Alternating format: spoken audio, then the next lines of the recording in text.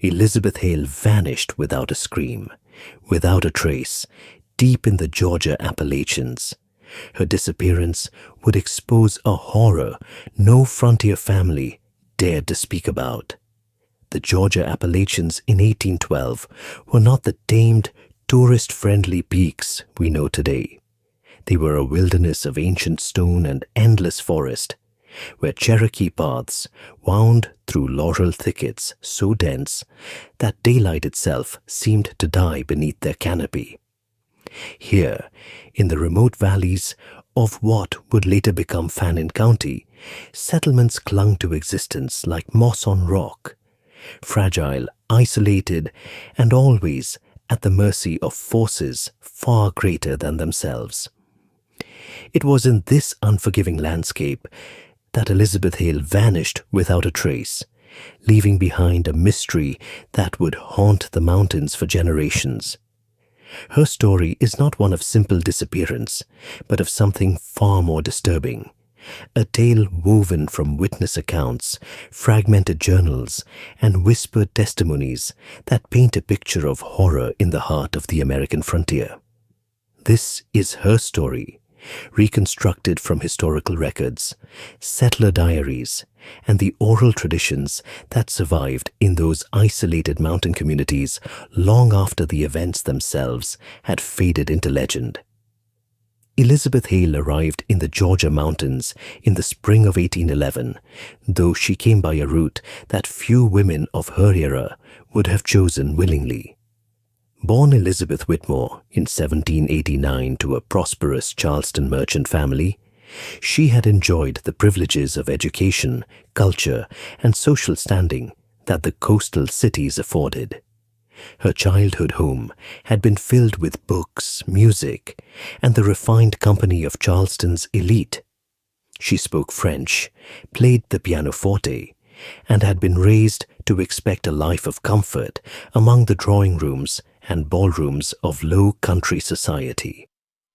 But Elizabeth had committed the unforgivable sin of falling in love with the wrong man. Thomas Hale was a frontiersman, a surveyor who had come to Charleston on business in the winter of 1809. He was tall, weather-beaten, and utterly unsuited to the refined society in which Elizabeth moved. Where Charleston's gentlemen wore powdered wigs and spoke in measured tones about trade and politics, Thomas spoke of untamed wilderness, of valleys no white man had yet named, of opportunities that lay beyond the civilized world. He possessed a restless energy that seemed barely contained within the walls of her father's parlor. Their courtship had been brief and scandalous. Elizabeth's father, William Whitmore, had forbidden the match absolutely. Thomas Hale had no fortune, no family name, no prospects beyond the dangerous and uncertain life of a frontier surveyor. The confrontation had been explosive. Elizabeth's mother had taken to her bed with nervous collapse. Her younger sisters had been forbidden to speak to her. In March of 1810, Elizabeth and Thomas had eloped, married by a country parson in a simple ceremony that would forever sever her ties to her family. Her father's final words to her, delivered through a servant, had been succinct and devastating. "You are no daughter of mine. You have chosen your path. May God have mercy on your soul, for you have cast it away." For a year, they had lived in Knoxville, Tennessee, where Thomas worked surveying land for settlers moving west. Elizabeth had adapted to her new circumstances with determination, if not always with grace. The rough-hewn cabin, the endless cooking over an open fire, the back-breaking labor of frontier life, all of it was so far removed from her Charleston upbringing that she might have been transported to another world entirely. But she loved Thomas, and love, she discovered, could sustain a person through hardships she had never imagined possible. When Thomas announced in early 1811 that they would be moving even further into the wilderness, to a new settlement being established in the Georgia mountains, Elizabeth had felt a flutter of something that might have been fear or perhaps excitement. She was 22 years old, pregnant with their first child, and about to venture into territory that existed more as rumor than reality in the minds of most Americans. The journey south had taken 3 weeks, traveling by wagon along Cherokee trails that wound through mountains so vast and ancient they seemed to exist outside of time itself. The forest pressed in on all sides, dark and primordial, filled with sounds that Elizabeth could not identify. At night, wolves howled in the distance, and occasionally they would hear other sounds, screams and wails that Thomas assured her were merely panthers, though his hand always moved to his rifle when he said it. They arrived at the settlement in May of 1811, just as the mountain laurel was blooming in great profusions of pink and white. The settlement, which would eventually be known as Blue Ridge, but in those days was simply called the Clearing, consisted of perhaps 15 families scattered across a valley, carved out by a swift-running creek. The cabins were crude affairs of split logs chinked with mud, each surrounded by small plots of cleared land, where corn, beans, and squash struggled up from the rocky soil. Their own cabin was even more primitive than the one they'd left in Knoxville. A single room with a dirt floor, a stone fireplace that smoked badly, and gaps between the logs wide enough to see daylight through. Thomas promised it was temporary, that he would improve it before winter came. He was optimistic, as always, speaking of the land he would claim, the future they would build.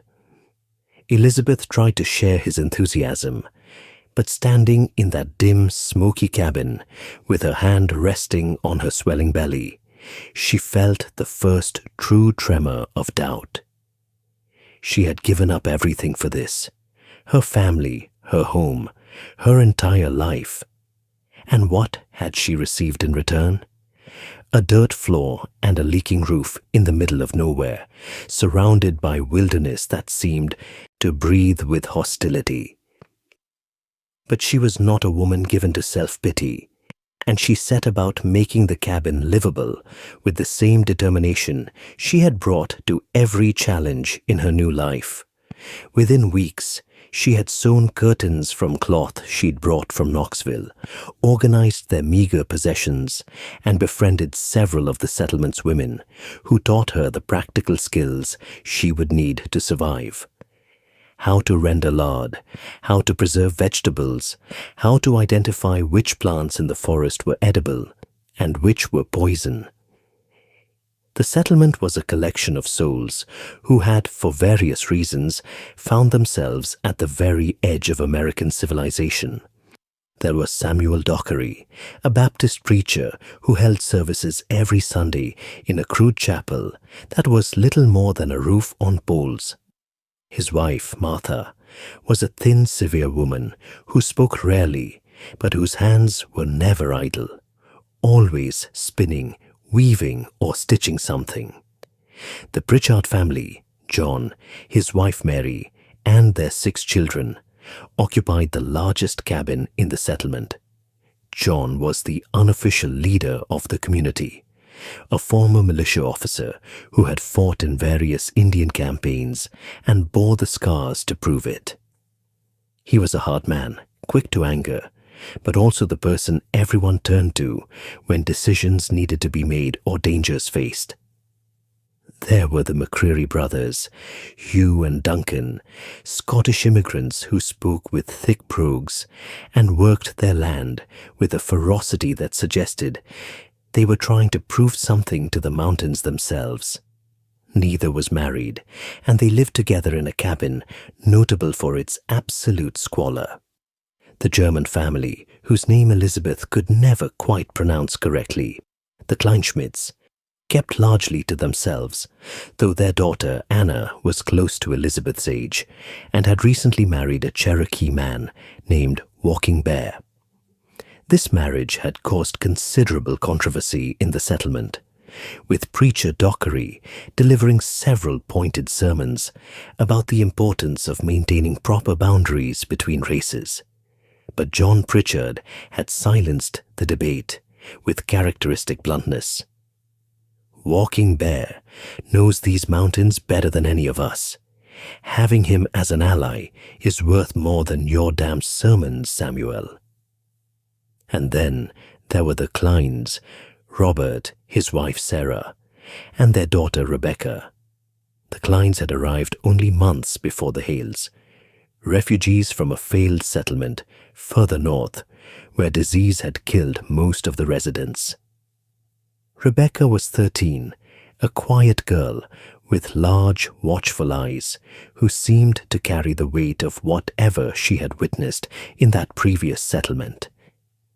These were Elizabeth's neighbors, her community, the people with whom she would share the daily struggles of frontier existence.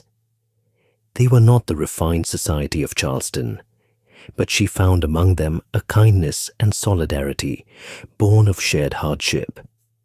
When her pregnancy grew difficult in the summer heat, it was Martha Dockery who came each day to help with the heaviest chores. When Thomas was away surveying, it was John Pritchard who checked on her, ensuring she had enough firewood and that no predators had been lurking near the cabin. She gave birth in October of 1811, attended by Mary Pritchard and Anna Kleinschmidt. The labor was long and difficult, lasting through a night and into the next day. Elizabeth would later recall very little of it, only pain, exhaustion, and the overwhelming fear that she might die here in this crude cabin, so far from anyone who had known her as a child, with her mother and sisters never knowing what had become of her. But she survived, and when Mary Pritchard finally placed the squalling infant in her arms, Elizabeth felt a surge of love so powerful it nearly stopped her heart.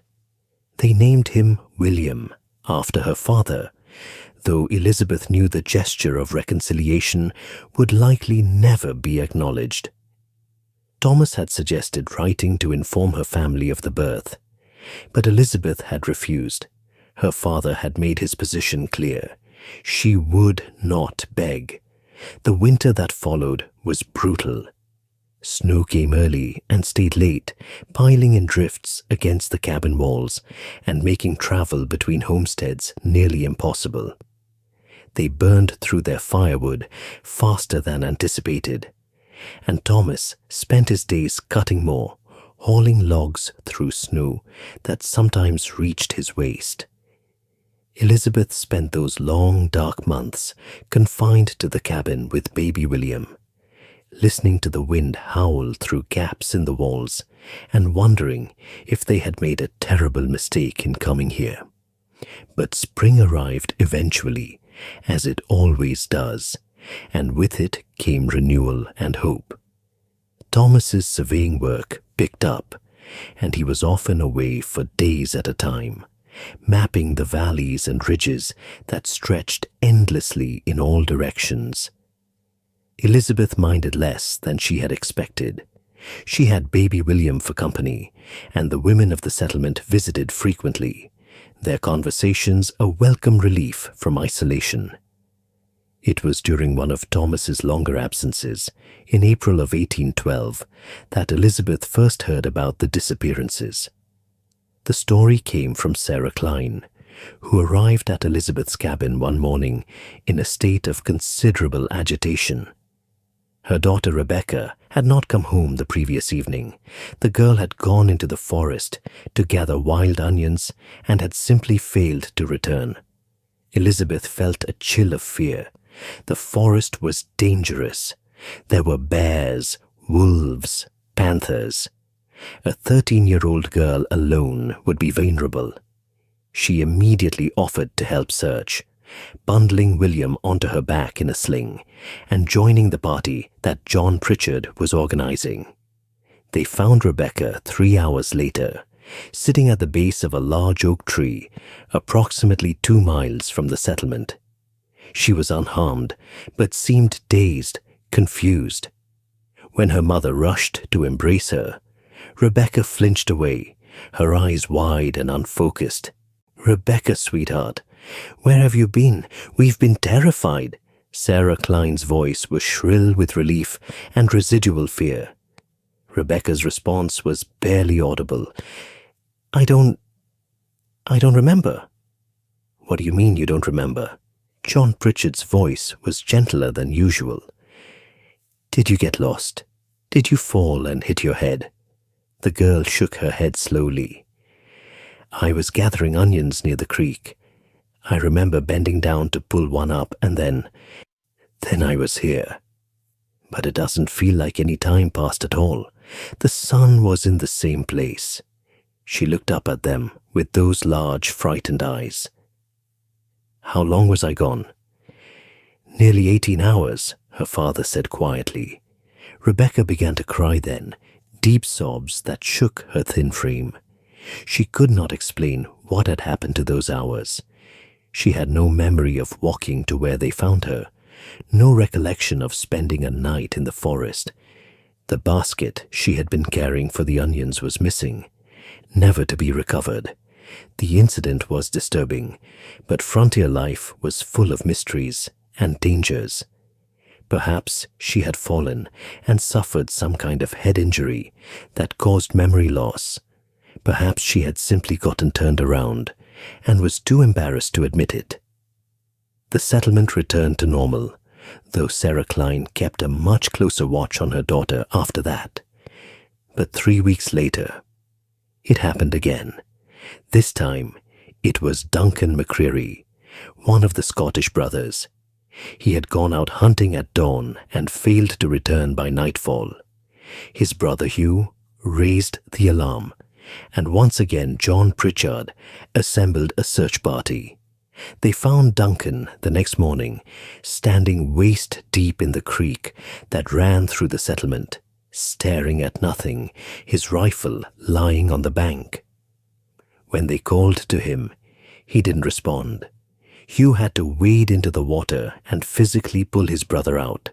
Duncan was soaked, shivering, but seemed unaware of his condition. Like Rebecca Klein, he claimed to have no memory of the time he had lost.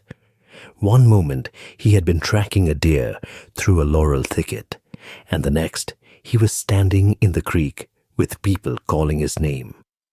The missing time in this case was nearly 20 hours. The settlement was spooked. 2 disappearances in less than a month, both involving complete memory loss, neither with any explanation. Theories proliferated. Preacher Dockery suggested demonic influence, citing biblical passages about principalities and powers. John Pritchard thought it might be some kind of plant in the forest that caused hallucinations and memory loss. The Kleinschmidts muttered about Berggeist, mountain spirits from their German folklore. Anna Kleinschmidt's husband, Walking Bear, offered a different explanation. He was a quiet man who rarely spoke in the presence of the white settlers. But during a community meeting called to discuss the incidents, he rose and spoke in careful English. "My people do not come to these valleys," he said. "There are places the Cherokee avoid. This is one of them. There are old things in these mountains, things that were here before my people, before anyone, things that should be left alone." Superstitious nonsense, Preacher Dockery had sniffed. There's a rational explanation for all of this. But Walking Bear had simply looked at him with dark, serious eyes and said, "My grandmother's grandmother told stories of people who wandered into certain places and came back changed, or didn't come back at all.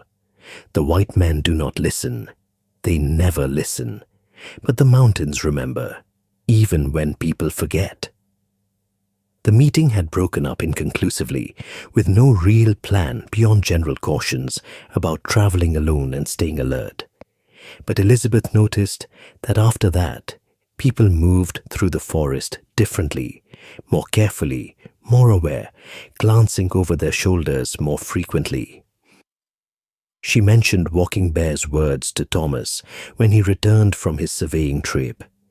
Her husband had listened, then laughed. "The Cherokee tell ghost stories, like everyone else, Elizabeth. These mountains are dangerous because of real things, animals, weather, terrain, not spirits." "But what about Rebecca and Duncan? What happened to them?" Thomas had shrugged. "Who knows? Maybe they're eating some kind of mushroom or plant without realizing it. Maybe there's something in the water in certain areas. But I guarantee you it's not ghosts or spirits." Elizabeth wanted to believe him. She wanted to believe there was a rational explanation. But as May turned to June and June to July, she found herself unable to shake a growing sense of unease. The forest, which she had once found merely intimidating, now seemed actively malevolent. When she gathered firewood, she found herself constantly looking over her shoulder. The shadows between the trees seemed deeper, more concealing. And then, in early August, Thomas disappeared. Thomas had left on a surveying expedition on August 7th, 1812. It was meant to be a relatively short trip. 3 days, 4 at most.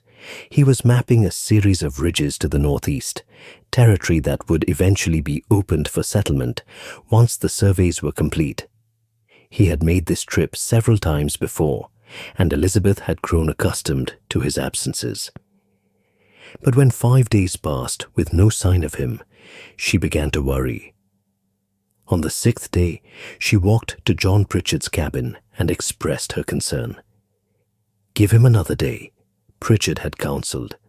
"The terrain out there is rough. He might have had to take a longer route back." On the 7th day, Pritchard organized a search party. They followed the route Thomas had planned to take, moving through forests so thick that the sunlight came through in shafts like in a cathedral. They called his name until their voices were hoarse. They found his first survey marker, then his second and third. The fourth marker, which should have been placed on a ridge overlooking a deep valley, was nowhere to be found. The search continued for 3 more days. The entire settlement turned out, even the women and older children, combing through the forest in organized lines. They found nothing, no trace of Thomas Hale beyond those 3 survey markers. No abandoned equipment, no signs of struggle, no indication of what might have happened to him. On the 10th day, Elizabeth insisted on joining the search herself, leaving William in Martha Dockery's care. She stumbled through the forest in a daze of fear and exhaustion, calling Thomas's name until her throat was raw. At one point, she thought she heard him answer, a distant cry that might have been her name. But when she rushed toward the sound, she found nothing but empty forest. As the sun began to set on that 10th day, John Pritchard found her sitting on a fallen log, staring at nothing, tears streaming down her face. "Elizabeth," he said gently, "we need to head back. It's not safe out here after dark." "I can't leave him," she whispered. "He's out here somewhere. He needs me." "We've searched everywhere we can search. If Thomas was—" Pritchard paused, choosing his words carefully. "If he was still in this area, we would have found some sign of him." "You think he's dead?" Pritchard sat down beside her. "I think these mountains are dangerous and unpredictable. I've seen strong men vanish without a trace before. Sometimes the forest just takes people. I'm sorry, Elizabeth. I truly am." They returned to the settlement in the darkness, moving in a silent line with torches to light their way. Elizabeth felt hollow, emptied out, as if something essential had been carved away from her core. She collected William from Martha Dockery, holding her son close as she walked back to a cabin that felt enormous and empty without Thomas in it. She didn't sleep that night. She sat in a chair by the fireplace, rocking William, watching the flames dance and flicker. Every sound from outside made her heart leap with hope. Maybe it was Thomas, finally returned, but it was only the wind, or a foraging raccoon, or the cabin itself settling on its foundation. As dawn light began to filter through the gaps in the walls, Elizabeth made a decision. She would not give up. Thomas was alive somewhere. She was certain of it. She would find him, no matter what it took.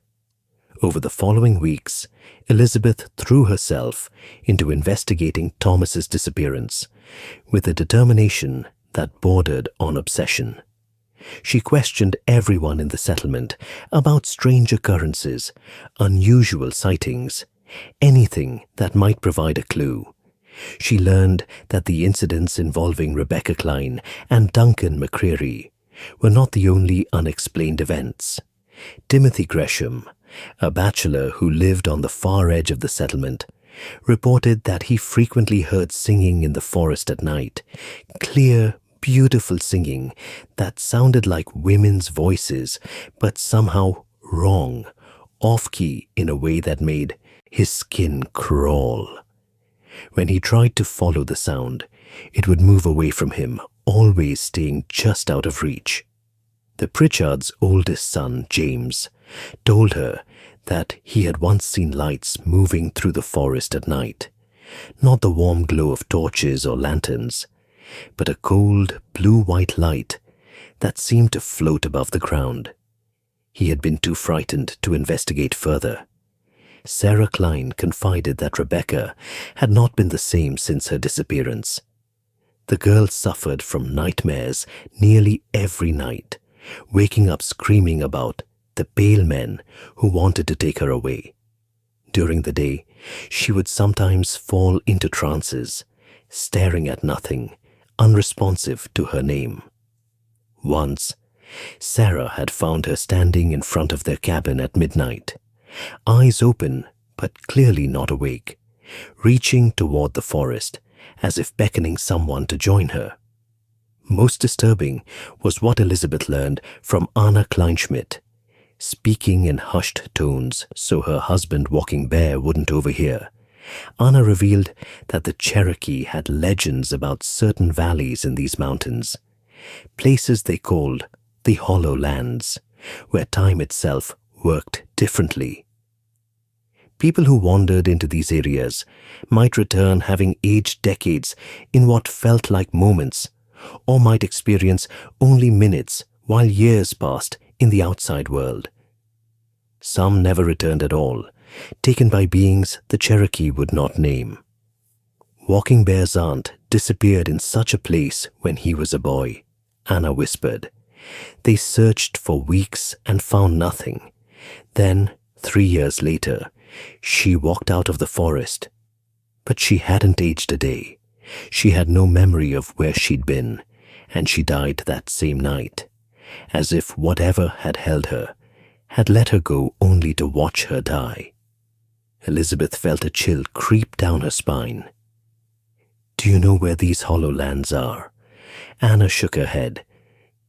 Walking Bear won't speak of them. He says even talking about such places can draw their attention. But Elizabeth... She gripped Elizabeth's hand tightly. If Thomas went into one of those places, you must accept that he's beyond your reach. These are not things humans can fight or understand. These are forces that existed before the Cherokee, before any people walked these mountains. They are older than old. But Elizabeth refused to accept this. Folklore and superstition were one thing, but Thomas had been a practical man, a surveyor who dealt in measurements and mathematics. Whatever had happened to him There must be a rational explanation. She began mapping the locations of the strange incidents: Rebecca Klein's disappearance, Duncan McCreary's blank period, the places where Timothy Gresham had heard the singing, where James Pritchard had seen the lights. She marked them all on a piece of cloth stretched across the cabin wall, using charcoal to indicate each location as precisely as she could determine it. A pattern emerged. All of the incidents clustered around a particular valley to the northeast, the same direction Thomas had gone for his survey work. The valley was marked on no maps, known by no name. When Elizabeth asked John Pritchard about it, he frowned. "That's rough country," he said. "Steep ridges, dense forest. The Cherokee trails don't go there. I've never been into that valley myself." "But Thomas would have surveyed near there," Pritchard nodded slowly. "His route would have taken him along the ridge above that valley, but I can't imagine why he'd have gone down into it. Nothing down there but more forest." Elizabeth made another decision. She would go to that valley herself. She would retrace Thomas's route and find out what had happened to him. John Pritchard tried to talk her out of it. "Elizabeth, it's too dangerous. If something happened to Thomas out there, what makes you think you'll fare any better?" "Because I know what I'm looking for now," she replied, "and because I cannot spend the rest of my life wondering what became of my husband. At least wait until we can organize a proper party. Don't go alone." But Elizabeth was impatient. Every day that passed felt like another day Thomas was in danger, if he was still alive. She needed to act now.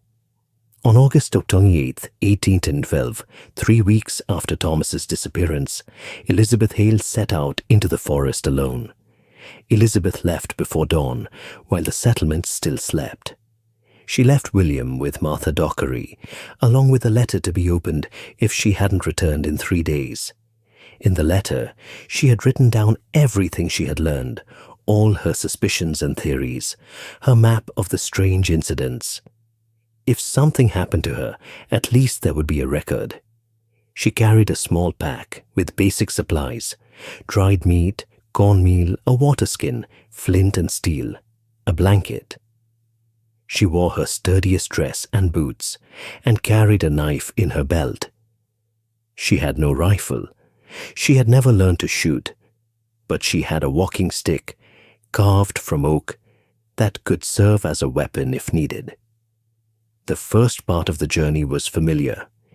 She had walked these trails before with Thomas, helping him carry his surveying equipment. But as the sun rose higher and she moved further from the settlement, the forest changed.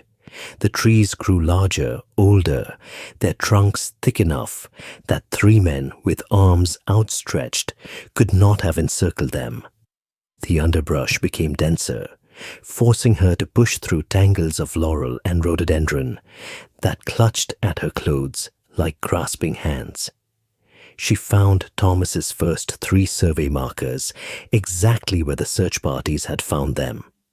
The 3rd marker was carved into a dead chestnut tree at the edge of a small clearing. Beyond this point, the search parties had found no further trace of Thomas. Elizabeth consulted the crude map she had drawn based on Thomas's notes about where he intended to go. The next marker should have been placed on a ridge overlooking the unnamed valley, the valley around which all the strange incidents seemed to cluster. She began climbing the ridge, using her walking stick to help pull herself up the steep slope. The effort left her breathless and sweating, despite the relatively cool morning air. When she finally reached the ridgetop, she paused to rest, looking out over the valley below. It was beautiful in a wild, untamed way. The valley was deep and narrow, its floor thick with old-growth forest. A thin stream glinted silver in the morning light, winding through the valley bottom. Mountains rose on all sides, creating a bowl effect that isolated this place from the surrounding landscape. No smoke from chimneys rose from the valley. No cleared fields broke the continuous forest canopy. It looked exactly as it must have looked 1,000 years ago, 10,000 years ago, unchanging and eternal. Elizabeth felt that familiar sense of unease creeping over her, but she pushed it down. She would not be deterred by irrational fears. She began making her way down into the valley, moving carefully on the steep slope. The descent took more than an hour, and by the time she reached the valley floor, the sun was high overhead. The forest here was even more primordial than above. Massive trees with bark rough as stone, their branches forming a canopy so thick that only scattered rays of sunlight penetrated to the forest floor. The air was cooler here and smelled of rich earth and decay. Elizabeth followed the stream, thinking that Thomas might have used it as a landmark. The water was crystal clear, running over smooth stones worn round by countless years of flow. She knelt to refill her water skin, and as she did, she noticed something strange about her reflection in the water. It seemed to lag just slightly behind her movements. When she raised her hand, her reflection raised its hand a fraction of a second later. When she turned her head, the reflection followed with that same slight delay. She jerked back from the water, her heart suddenly pounding. It must be a trick of the light, or her tired eyes playing games. But when she looked again, the effect persisted. Her reflection moved just slightly out of sync with her actual movements. Elizabeth backed away from the stream, her unease growing into something closer to fear. Everything about this valley felt wrong, not in any way she could articulate, but in a deep, instinctive way that made every nerve in her body scream at her to leave. But Thomas was here somewhere. She was certain of it. She would not abandon him. She continued following the stream deeper into the valley. The forest pressed in on all sides, oppressively close. The birdsong that had been present higher up the mountain was absent here. The only sound was the burble of the stream and her own breathing. After perhaps an hour of walking, Elizabeth noticed something odd. The light seemed wrong. It should have been growing later in the afternoon, but instead the light seemed brighter, as if it were moving back toward midday. She looked up at the small patches of visible sky, trying to gauge the sun's position, but the sun itself seemed to have multiple positions simultaneously. She could see it in one place when she looked straight up, but when she shifted her gaze slightly, it appeared to be in a different location entirely. Her sense of unease deepened into genuine alarm. Something was very wrong with this place. Anna Kleinschmidt's words echoed in her mind. Hollow lands where time itself works differently. Elizabeth decided to turn back. Whatever had happened to Thomas, she wasn't going to find answers here. She needed to return to the settlement, organize a larger and better equipped party, approach this more systematically. But when she turned around to retrace her steps, the forest looked different. The path she had followed alongside the stream seemed to have changed. Or perhaps it had never looked the way she remembered. The trees were arranged differently. The stream itself seemed to have shifted position. Panic rising in her chest, Elizabeth began walking quickly back the way she thought she had come. But nothing looked familiar. She should have been climbing upward, leaving the valley. But the ground remained level. The stream that she had been following on her right side was now on her left. The trees seemed to loom larger, their branches reaching down toward her like gnarled fingers.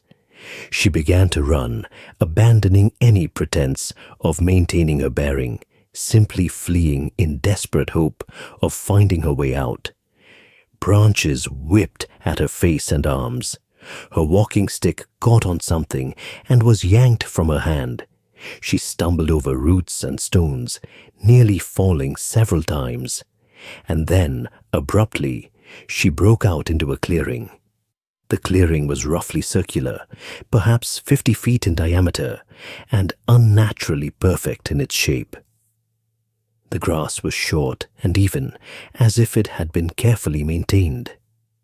At the clearing's center stood a ring of standing stones, not the huge megaliths of ancient Europe, but smaller stones, each about the height of a man, arranged in a perfect circle. Elizabeth had never heard of any stone circles in these mountains. The Cherokee didn't build such things, and no white settlers had been in this area long enough to construct anything like this. The stones themselves were strange, perfectly smooth, with no signs of tool marks, and they seemed to absorb light rather than reflect it, appearing almost black despite the afternoon sun that now somehow shone fully on the clearing.